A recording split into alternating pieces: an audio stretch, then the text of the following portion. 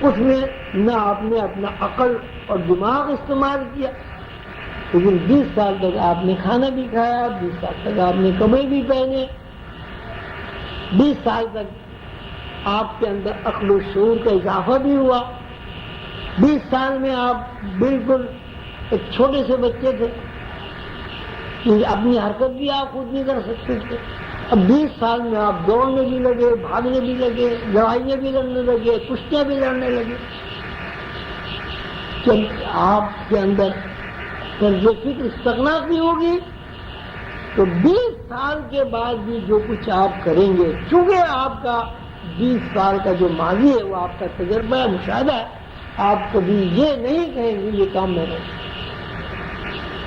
لیکن اگر طرز فکر میں استغنا نہیں ہے، اگر طرز فکر میں ماضی کا ریکارڈ دیکھنے کا تجسس نہیں، تو پھر آدمی یہی کہے گا میں نے یہ کیا، میں نے وہ کیا۔ آپ نے سنا ہوگا کہ بھائی اگر محنت مزدوری نہیں کریں گے روٹی کہاں سے کھائیں گے،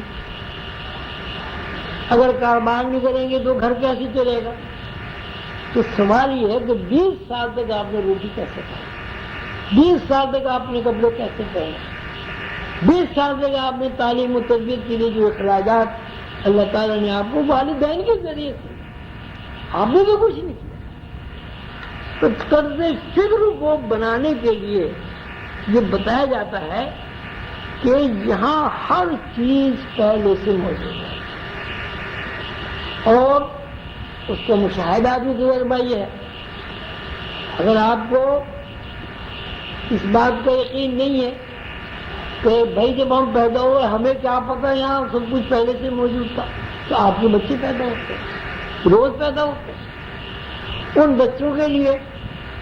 یہاں ہر چیز موجود ہے، ہوا بھی موجود ہے، زمین بھی موجود ہے، پانی بھی موجود ہے، کھانا بھی موجود ہے، دودھ بھی موجود ہے، کپڑے بھی موجود ہیں، اور یہ اس بات کی کھلی شہادت کہ زندگی کو گزارنے کے لیے جتنے بھی وسائل ہیں وہ آپ کی پیدائش سے پہلے سے موجود ہیں۔ پیدائش سے پہلے سے موجود ہونا اس بات کی شہادت ہے کہ کوئی ہستی ہے جس نے آپ کو پیدا کیا، اس ہستی نے پہلے سے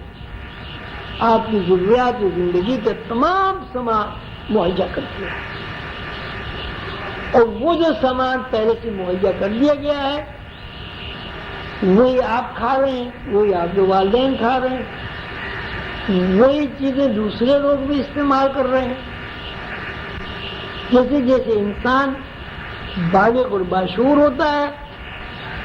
اس بالغ اور باشعور ہونے کی حیثیت میں طرز فکر کے مطابق یقین تو اس کا یہ ہونا چاہیے تھا کہ یہ سب چیزیں پہلے سے موجود ہیں، لیکن وہ تمام تجربات اور مشاہدات کو نظر انداز کر دیتا ہے، تمام تجربات اور مشاہدات کو یکسر ختم کر کے اپنی عقل پر اور مادیت پر بھروسہ کرنے لگتا ہے۔ مادیت پر بھروسہ کرنا ظاہر ہے اس کو پریشان کرتا ہے، اور یہ ساری کائناتی فلم کے ساتھ وہ بینک میں روپیہ جمع ہے آپ کا، یہ بہت طے ہو گیا تو ہر چیز پہلے سے موجود ہے، اور شہادت ہے کہ ہر چیز پہلے سے موجود ہے۔ ظاہر ہے آپ کے لیے جو ذریعہ مبادلہ متعین ہوا، جو پیسہ آپ کو خرچ کرنا ہے وہ بھی پہلے سے موجود۔ اب اس کو بینک کے نظام کے تحت اگر آپ سمجھنا چاہیں تو یہی کہیں گے کہ اگر آپ نے اپنی زندگی میں 10 لاکھ روپیہ خرچ کرنا ہے تو 10 لاکھ روپیہ آپ کا بینک میں اللہ تعالیٰ کے بینک میں موجود ہے۔ اگر وہاں سے وہ موجود روپیہ، یہ ذریعہ مبادلہ، یہ وسائل آپ کے لیے اس زمین پر ڈسپلے نہ ہو تو آپ ان سے استفادہ نہیں کر سکتے۔ اب یہ کہ آدمی ان وسائل کو کس طرح استعمال کرتا ہے، ایک آدمی اگر ان کو اس لیے استعمال کرتا ہے کہ میرے عقل و شعور کی بنیاد پر مجھے یہ چیزیں حاصل ہو رہی ہیں، تو یہ طرز فکر روحانیت کے خلاف ہے۔ انبیاء کی طرز فکر کے خلاف ہے، اولیاء اللہ کی طرز فکر کے خلاف ہے، لیکن اگر وہ ان تمام چیزوں کو جو اللہ تعالیٰ نے اس کے لیے متعین کر دی ہیں، پیدا کر دی ہیں، زمین کے اوپر ہر وقت ان کا موجود ہونا ضروری ہو گیا ہے، اس کو استعمال کرتا ہے، اور ان کے استعمال کے بعد اس کا ذہن اللہ کی طرف جاتا ہے کہ اللہ ہی نے مجھے پیدا کیا اور اللہ ہی نے میرے لیے جو وسائل فراہم کیے، ایسی صورت میں اس کو انبیاء کی اور اولیاء اللہ کی طرز فکر حاصل ہو جاتی ہے۔ اب اس لیے حضرت علی کے واقعے میں آپ نے سنا کہ اس کے مقدر میں 2 درہم تھے، جس بدو کو انہوں نے گھوڑے کی لگام پکڑائی تھی، اس نے کیونکہ قانون سے واقف نہیں تھا کہ اللہ تعالیٰ نے جو مقدر کر دیا وہ ملنا ہے، اس نے وہ لگام چرا لی۔ حضرت علی نے یہ فرمایا کہ اس کو جب میں نے گھوڑے کی لگام پکڑائی تھی تو میں نے مجھے سوچ لیا تھا کہ اس کو میں 2 درہم دوں گا، لہٰذا یہ 2 درہم اس کو دے دی جائے۔ اس نے خود ہی اپنا اس کو ایک حرام کر کے چیز اس نے حاصل کر لی ہے، لیکن اگر یہ ایمانداری دیانتداری سے اور اللہ کے بھروسے پر، استغنا پر یہ کھڑا رہتا، اور جب میں مسجد سے آیا یہ گھوڑا مجھے واپس کر دے گا تو میں بھی نیت پہلے کی تھی کہ اس کو 2 درہم دینا۔ یہ صورتحال شیخ سعدی کی ہے، اس 7 چوروں والی جو آپ نے پڑھی، یہ صورتحال اس ٹوکری میں حلوے کی ہے کہ ایک شخص ناراض ہو کر چلا گیا، اللہ سے ناراض ہو کے چلا گیا، تو اس کی بھوک تو رفع ہوئی، لیکن دیکھنے کی بات یہ بھوک کس کے لیے رفع ہوئی۔ صاف ستھری گھر کی غذا چھوڑ کر ایک آدمی اللہ سے ناراض ہو کر جنگل میں چلا گیا، لیکن اللہ تعالیٰ کے نظام کے تحت جو جیسے زندہ رہنا تھا، زندہ رہنے کے لیے اس کو کھانا پینا بھی ضروری تھا، تو اللہ تعالیٰ نے اس کو حلوہ تو کھلایا، لیکن خون اور پیٹ سے بھرا ہوا حلوہ اس نے کھایا، اور اس کو زندگی کی حرارت جو ہے اس سے منتقل ہوئی۔ مقصد یہی ہے کہ استغنا ایک ایسا عمل ہے کہ جس کے ذریعے انسان اللہ تعالیٰ سے قریب ہو جاتا ہے، اور اگر کسی انسان کے اندر استغنا، توکل اور بھروسہ نہ ہو تو وہ اللہ تعالیٰ سے دور ہو جاتا ہے۔ روحانی سلسلوں میں استغنا کے بارے میں اساتذہ جو ہیں روحانی وہ بہت زیادہ حساس ہوتے ہیں، اور اگر ان کو واقعتاً سلسلے میں کسی شاگرد کو تیار کرنا ہوتا ہے تو وہ استغنا حاصل کرنے کے لیے اس کو بڑی سے بڑی اذیت اور بڑی سے بڑی تکلیف سے بھی گزارنا اپنا فرض سمجھتے ہیں۔ اس لیے اگر وہ بڑی سے بڑی تکلیف اور بڑی سے بڑی اذیت سے نہیں گزرے گا تو اس کے اندر استغنا پیدا نہیں ہوگا، اور جب استغنا پیدا نہیں ہوگا تو پیغمبران علیہ السلام کی طرز فکر پیدا نہیں ہوگی۔ انبیاء کا وصف یہ ہے کہ وہ ہر کام کیا ہوا اللہ کرتے ہیں۔ پیغمبروں کا وصف یہ ہے کہ ان کی ہر سوچ کیا ہوا اللہ ہے۔ پیغمبروں کو اللہ تعالیٰ نے جو علم عطا کیا ہے قرآن پاک میں اس کا بیان ہے، اللہ فرماتے ہیں اور وہ لوگ وہ راسخون فی العلم میں، اور وہ لوگ جن کو اللہ تعالیٰ کی علوم منتقل ہو گئے، وہ لوگ جن کو اللہ تعالیٰ کی طرز فکر منتقل ہو گئی، وہ لوگ جن کو اللہ تو وہ یہ کہتے ہیں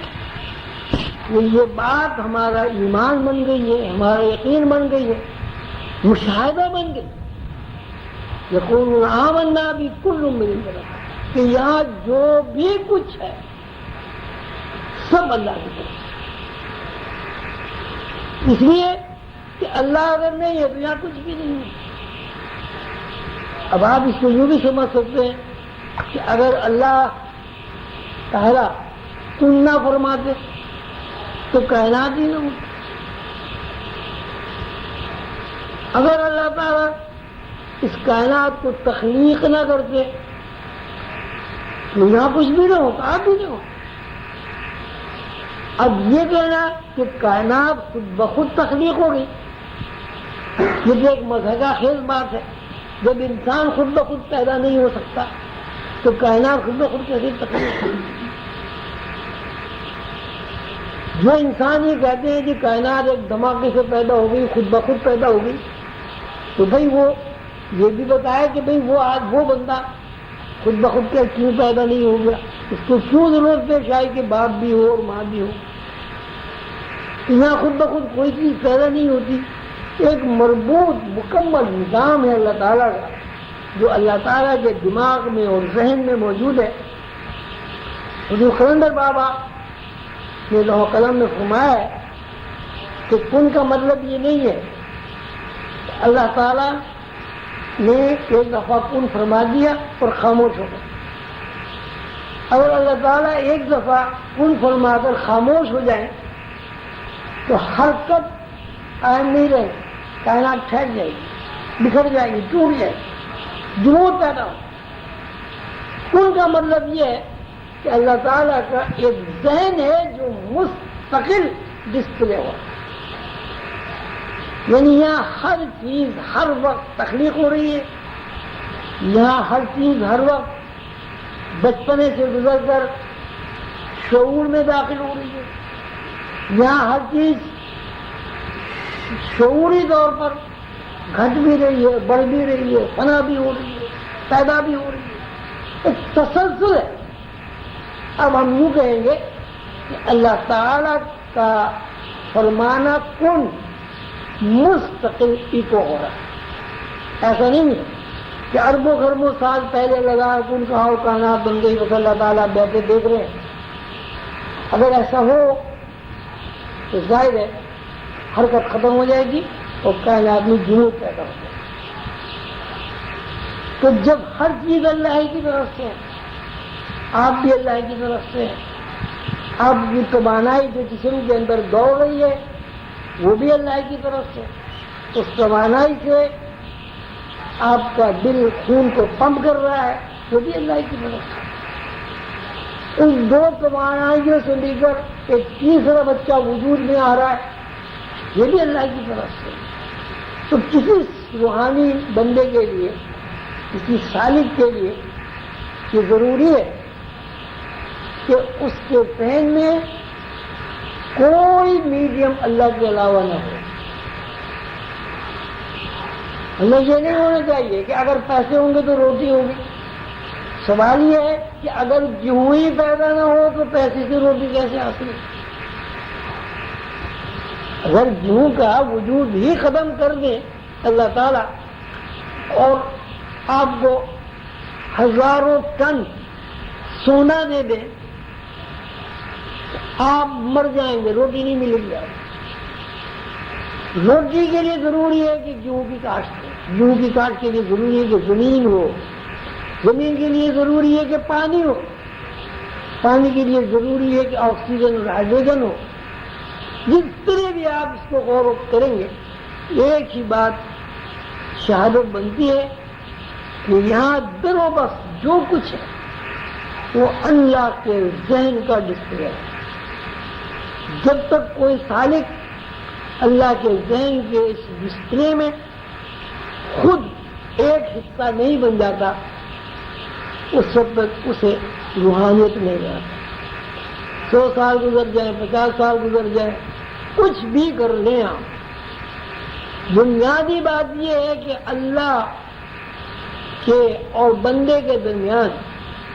جو مادیت میڈیم بن گئی اس میڈیم کو جب تک نہیں توڑ دیا جائے گا اور اس میڈیم کی جگہ اللہ نہیں آ جائے گا اس وقت تک کوئی آدمی جو ہے وہ روحانی نہیں ہوتا. اور جب یہ کیفیت کسی بندے کو حاصل ہو جاتی ہے تو اس کے بارے میں یہ کہا جاتا ہے کہ اس بندے کو استغنا حاصل ہو گیا.